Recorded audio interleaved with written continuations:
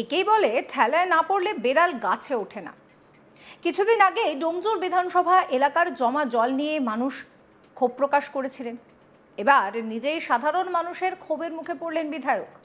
প্রায় কয়েকশো মানুষ তাকে ঘিরে ধরে বিক্ষোভ করতে থাকেন। একসময় পরিস্থিতি প্রায় হাতের নাগালের বাইরে চলে যাওয়ার উপক্রম হয়। আর এবার সেই বিধায়ককেই দেখা গেল এলাকার জমা জলে হাঁটতে। আগে দেখুন সেই ভিডিও। 19 তারিখ থেকে আমি লোক দিয়ে দেবো, 10টা করে লোক দেবো। আপনারা কোথায় পরিষ্কার করলেন?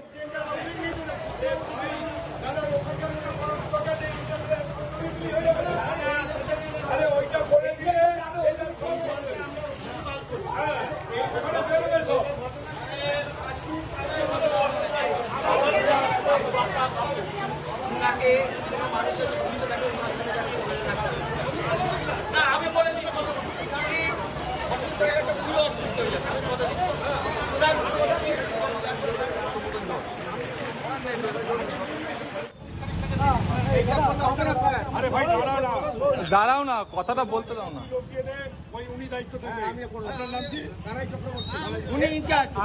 এখানে বকেট তুমি যে লাগাবে, এখানে তো ম্যানহোল করা। এই যে ড্রেনটা টোটাল একা কিছুটা দূরে দূরে ম্যানহোল করা। এই জায়গাটা পর্যন্ত হবে তো? হ্যাঁ, এতটা হবে।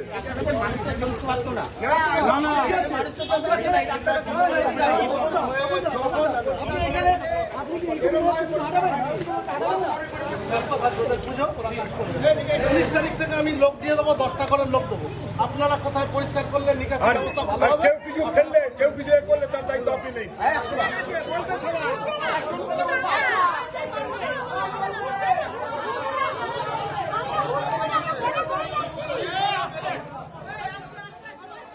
এবার আপনাদেরকে বলি যে ঠিক কি হয়েছিল। দুর্বিষহ ও দুর্ব্যবস্থার মধ্যে জীবনযাপন করছিলেন সাপুইপাড়া বসুকাটি গ্রামের সাধারণ মানুষজন। দীর্ঘ 2 মাস যাবৎ বর্ষার জমা জল আর নর্দমার জমা জল রীতিমতন মিলেমিশে জীবনকে একেবারে দুর্বিষহ করে তুলেছিল। কোনোভাবেই জল পরিষ্কার করা হচ্ছিল না, যার কারণেই এই পরিস্থিতি। এই ঘটনায় ডোমজুরে তৃণমূল বিধায়ককে ঘিরে বিক্ষোভ দেখান মানুষজন। এরপর ডোমজুর বিধানসভার বিধায়ক কল্যাণ ঘোষ তিনি যখন জায়গাটা পরিদর্শন করতে আসেন, সেই সময় সাধারণ মানুষের ক্ষোভ আরও বেড়ে যায়। বিধায়ককে ঘিরে তারা বিক্ষোভ দেখান এবং তারপর সেই যেখানটাতেই পচা জল তৈরি হয়েছে সেই জলে নামিয়ে বিধায়ককে ঘুরে দেখানো হলো। জমা জল পরিদর্শন করতে গিয়ে বাসিন্দাদের প্রচণ্ড বিক্ষোভের মুখে পড়ে কোনো রকমের এলাকা ছাড়লেন কল্যাণ ঘোষ সহ পঞ্চায়েতের অন্যান্য লোকজন। দেখুন ভিডিও। দাঁড়াও না, কথাটা বলতে দাও না।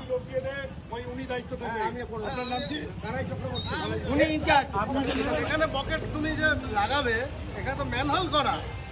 এই যে ড্রেনটা টোটাল একা কিছুটা দূরে দূরে ম্যানহোল করা। এই জায়গাটা পর্যন্ত হবে তো? হ্যাঁ, এতটা হবে।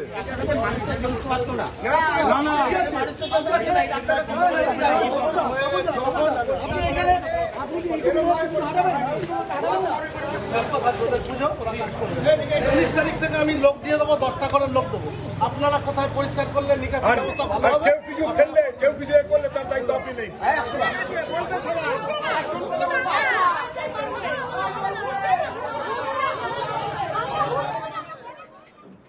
এই নিয়ে আমার কলিগ হিমাদ্রি ঘোষ একটি রিপোর্ট দিয়েছেন, সেই রিপোর্ট রইল আপনাদের জন্য।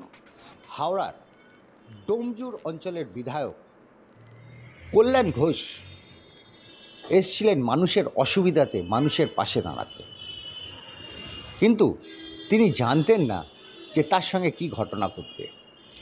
তিনি যখন বালি সাপুইপাড়াতে গ্রাম পঞ্চায়েত বাসুকাটি গ্রাম পঞ্চায়েতের অঞ্চলের মধ্যে অবস্থিত বেলুর, চাঁদমারি, অগ্রদূত, শান্তিনগর ও নেতাজিনগর এলাকাতে আসেন, তখন দেখেন কয়েকশো মানুষ তার জন্য অপেক্ষায় রয়েছেন।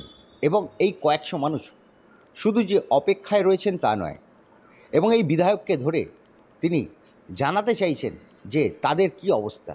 গত 2 মাসেরও বেশি তারা এখানে রয়েছেন জলমগ্ন হয়, দুর্বিষহ এবং দুর্গন্ধপূর্ণ পচা জলের মধ্যে জীবন ধারণ করছিলেন এবং সেই নিয়ে বিক্ষোভে ফেটে পড়েন। এই বিক্ষোভের মুখে পড়তে হয় বিধায়ক কল্যাণ ঘোষকে, এবং কল্যাণ ঘোষ সেই বিক্ষোভ সামাল দিতে বেশ অনেকক্ষণ সময় লাগায়। কারণ মানুষের বিক্ষোভ এতটাই ছিল, সেখানে দাঁড়িয়ে মানুষ নিজের ক্ষোভ প্রকাশ করেছে এবং কল্যাণ ঘোষকে সঙ্গে নিয়ে ওই সকল এলাকায় জলের মধ্যে নামিয়ে তাকে ঘুরিয়ে ঘুরিয়ে দেখেছেন যে মানুষ কী পরিস্থিতিতে রয়েছে গত 2 মাস ধরে। এবং এই 2 মাসের পরিস্থিতি যখন তাকে শোনানো হয়, তিনি সত্যি দেখেন যে সত্যি মানুষ অসুবিধার মধ্যে রয়েছেন এবং মানুষের যে অসুবিধা দিনের পর দিন হয়ে যাচ্ছে, পানীয় জলের অসুবিধা, থাকা খাওয়া ঘোরাফেরা বেরোনো, কাজে বেরোনো, সবেতেই অসুবিধার মধ্যে মানুষ রয়েছেন। সেখানে দাঁড়িয়ে বিধায়ক কল্যাণ ঘোষ কোনো রকম পদক্ষেপ নেননি। বহুদিন ধরে শুনছিলেন কিন্তু করেননি। কিন্তু এই ঘটনাকে কেন্দ্র করে 2 দিন আগেই ওই অঞ্চলের এক রাস্তা অবরোধ করে স্থানীয় মানুষরা। এবং এই নিয়ে যখন সাংবাদিকরা বিধায়ককে প্রশ্ন করেন, বিধায়ক এই ব্যাপারে কিছু বলতে চান না সাংবাদিকদের, এবং সাংবাদিকরা সেই নিয়ে আর প্রশ্নও করেন না। সেই সময় যে ঘটনা ঘটে যে এলাকার মানুষ তাকে ধরে বিক্ষোভ করছে এবং রাস্তায় যেসব জায়গায় জল জমে রয়েছে সেই জলগুলো যেখানে যেখানে রয়েছে সেখানে তিনি নিয়ে যান এবং দেখান কী পরিস্থিতিতে মানুষকে বাস করতে হচ্ছে। সামনে রয়েছে পুজো, তখনও কি এই অবস্থায় থাকবে?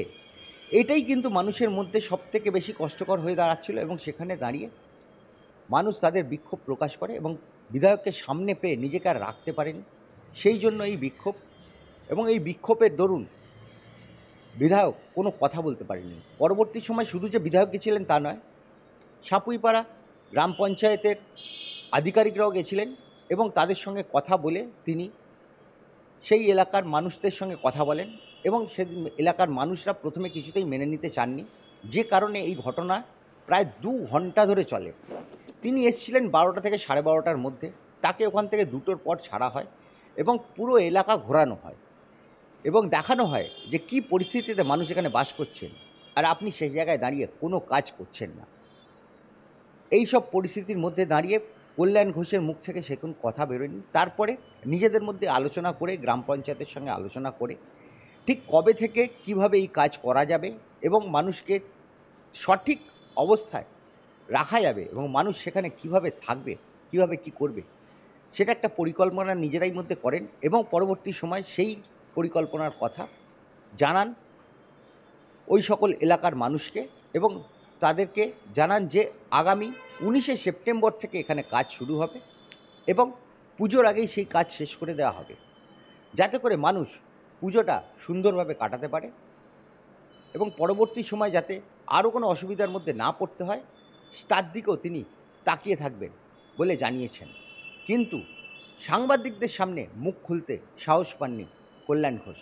এখন শুধু দেখার যে মানুষ সত্যিই কি সেই জায়গায় দাঁড়িয়ে স্বস্তির নিঃশ্বাস নিতে পারবে পুজোর সময়, নতুন জামা জলে ভিজিয়ে না ভিজিয়ে রাস্তাঘাট দিয়ে হাঁটতে পারবে, তার দিকেই তাকিয়ে আছে বালি সাপুইপাড়া পশুকাটি গ্রাম পঞ্চায়েতের মানুষরা।